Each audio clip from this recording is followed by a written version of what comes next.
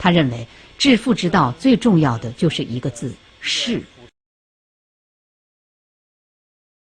你自家努力咧是30%，真真正正令你賺鈔票或者虧本咧70%咧就係勢。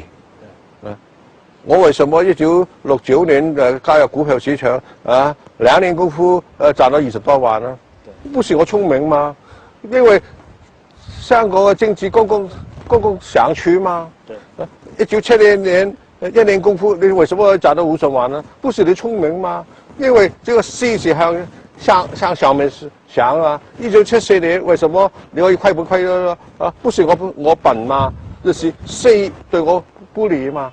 這個是我1975年到1980年花了5年時間，看了很多書，慢慢想通的道理。我剛剛開始呢，我相信是價值投資法嘛。我亦都相信過走勢嘛。但是發覺呢兩個東西呢都是不行的，慢慢呢是自家慢慢形成呢是趨勢。這個呢我發覺呢是這幾十年來呢我用得最多是趨勢，亦都是趨勢令我嘅財富增長得很快。